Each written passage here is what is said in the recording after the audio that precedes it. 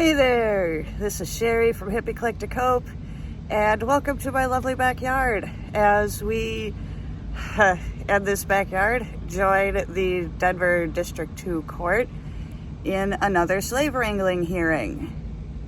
So I get to fight the corrupt slave-catching judges on whether or not my little child should be allowed anywhere near the serial rapist who's been attacking disabled women for 43 years, 7 years longer than I've been alive. It's my duty as my kid's mom to protect him, and yet the Colorado courts won't allow that. They want to give equal parental rights to a serial predator who's had a career that's longer than my lifetime. I'm not okie dokie with that, and neither should you. So here we are to document the clusterfuck that occurs in a Denver Jim Crow courthouse. Let's log in.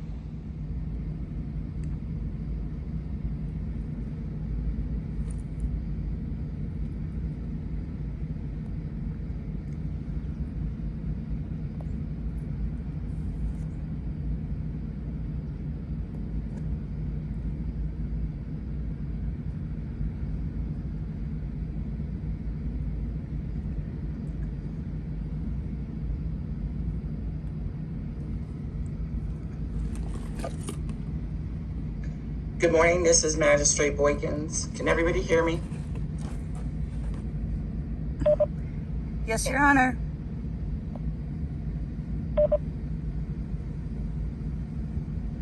Yes. Okay, great, thank you.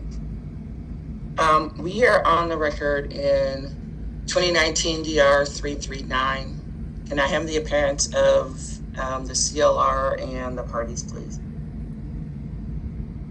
Yes, good morning, Your Honor. Gina Hickman, appearing as the child legal representative, attorney registration 36597. Thank you. Mr. Stetzer? I can't hear you. I was muted. Okay.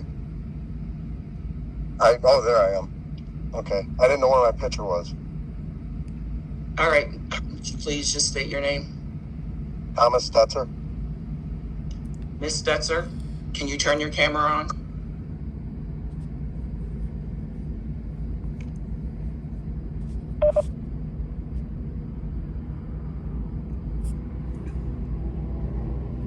I'm attempting to. There we go. Good morning, this is Sherry Kirchhoff. Okay, so I can't hear you. Good morning, this is Sherry Kirchhoff. I made, Still I'm can't not, hear you. shoot, I'm not muted.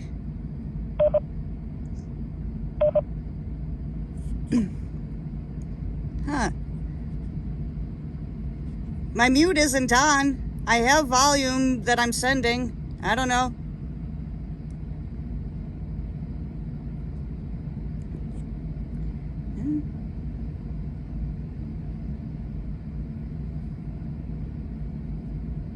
All right, so it says, at least on ours, that you are not muted, but we can't hear you. So can you check to make sure that you've got the volume up?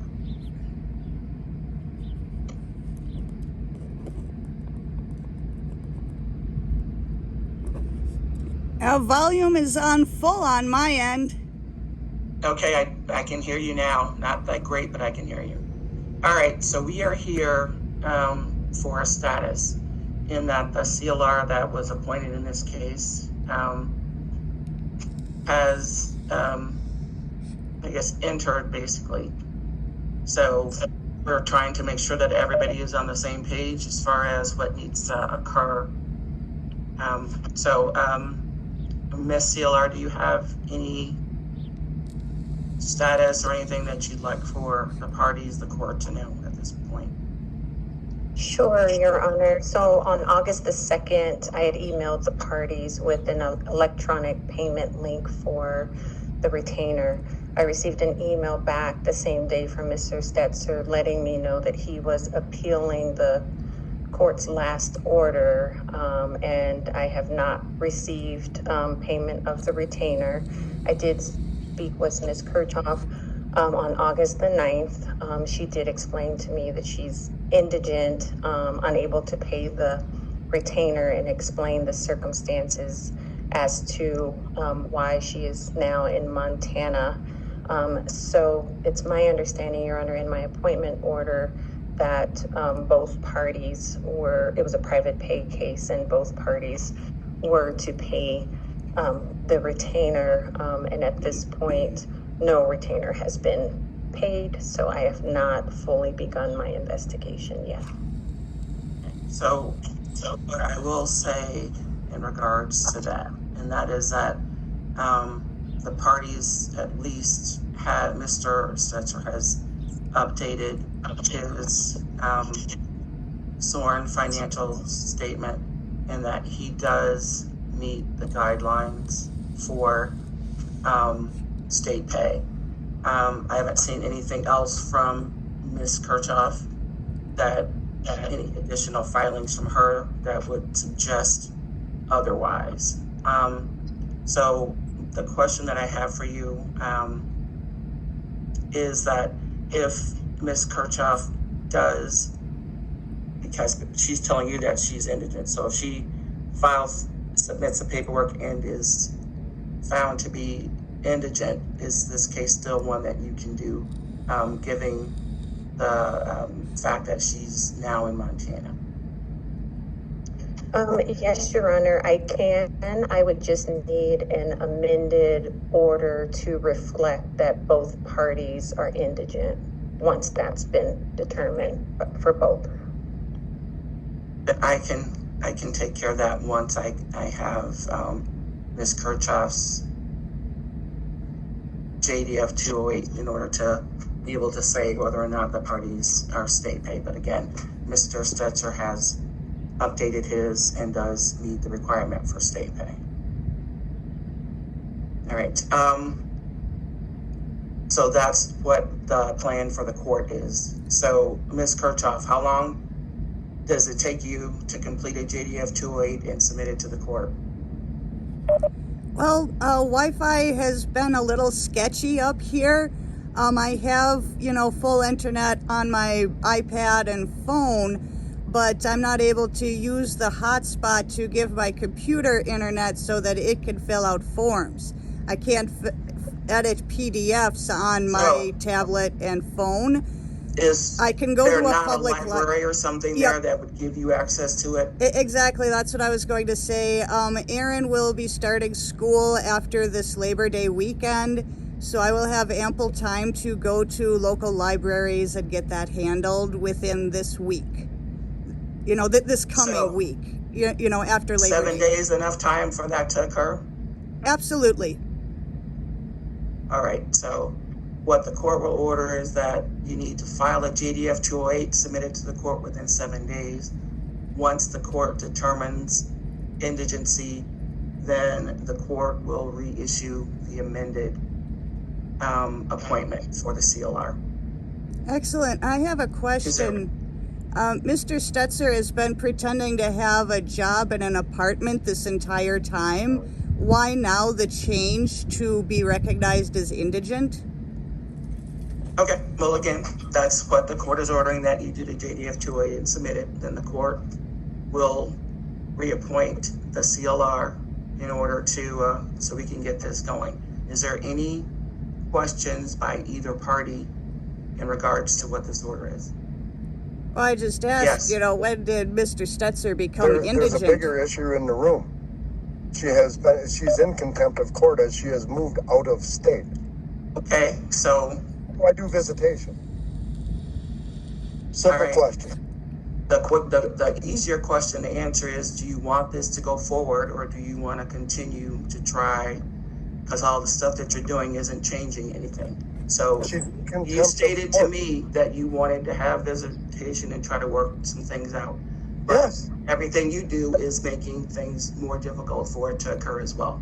So I I don't need you to understand. follow the orders that were given to you. I so have try to followed get this those. done. I have followed the orders, Your Honor, for 3 years. The court has never taken adequate action on any order. They have only denied, dismissed, and delayed, and continued. What you're going to do is continue and extend it longer.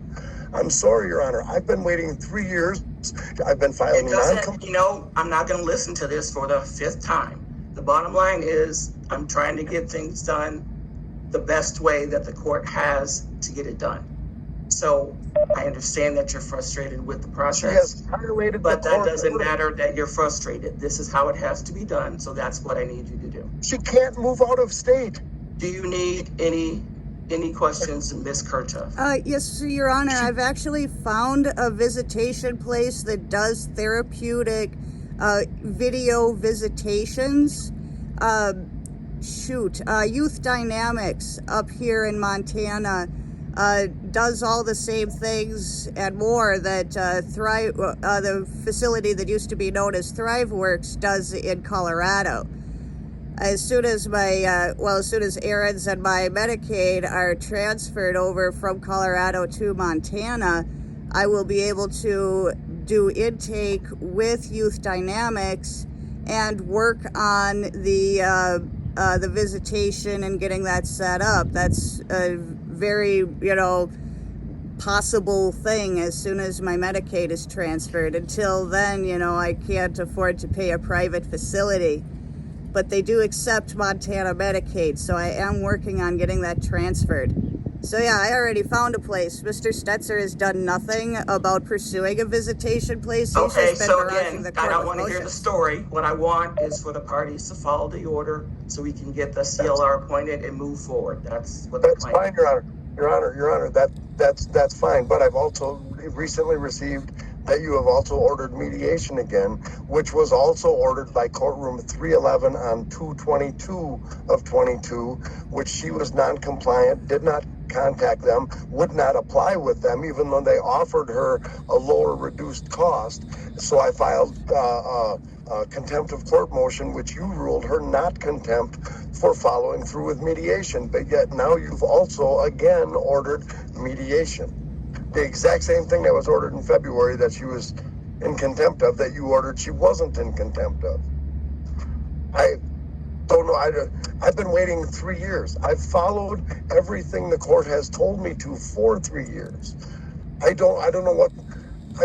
She's moved out of state. That is against the ruling of 2019. That violates the court order. She has relocated twice, this time out of state. 2 years ago, she had a GoFundMe page to try and get $10,000 to move to Canada with my son. Okay, she's now Mr. 20 miles from Canada. Yes. Any questions regarding what it is that I just had you do, which is to make sure that we get the CLR appointed? That is all I'm here for today. I don't want to hear anything else about any of the rest of it. I've already taken care of my end. My end's done. My end's already done that. I still want to know when I'm going to see my son and why the court allows and endorses. This isn't the time that you're going to hear nor discuss that. So if there's any other questions regarding what the order is for the CLR, then we will be in recess. Thank you, Ms. CLR. Thank you, parties. Thank you. Bye. See you next year.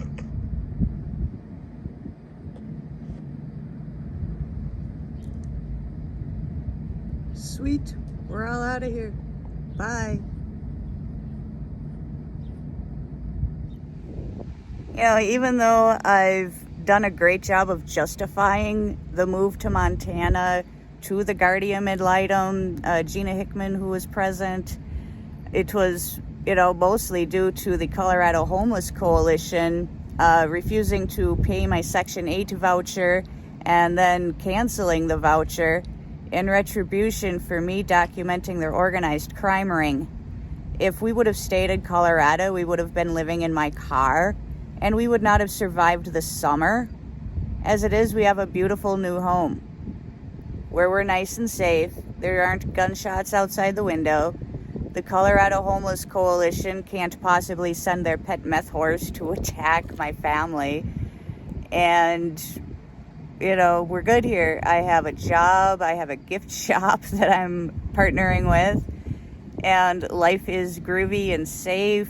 Aaron's going to a school district that, although they do have active shooter drills, it's not as intense as the ones in Denver, because it's a code yellow preparation step, not a code red this happens here step. So Aaron's a lot safer here. I'm a lot safer here. The coalition can't seek to have us robbed and killed anymore because we're well outside the reach of the Colorado Homeless Coalition. They can't hurt us anymore. I can get Section 8 through the state of Montana without interference from the Colorado Homeless Coalition. We're looking pretty sweet right now. And that's only because we moved to Montana. If we would have stayed in Denver's ghetto, we would have been killed this summer living in my car. Between heat exposure, inaccess to food, and the cats attempting to live in a vehicle where they can't run out and go potty and eat and all that, we would not have survived this summer if we would have stayed in the ghetto of Denver. We came here where it's safer and cheaper, and the guardian ad litem is fully aware of that. So with the judge already being super angry at Stetzer and his attitude, I didn't feel it would be necessary to interject. Although being able to dig in that I found a visitation facility that is qualified and capable of handling this case, that I did the work that Mr. Stetzer has not been doing while he's been barraging the court with motions. I did his job for him. So I did get to tell the judge that. That was a pretty good moment. So, yeah. And if the judge has any questions about us moving to Montana, she can ask the guardian ad litem because she is fully aware of what's going on there. And the GAL let her know that she's aware of my justifications and she approves of them. So I'm good here. The judge keeps just getting more upset at Stetzer for, trying to exercise his slave ownership rights instead of his parental rights. She might even be starting to see through him. It's kind of cool. So, have a blessed day, y'all. And thank you for bearing with me on this. I'm glad it was a really short one this time. So, hey, peace out.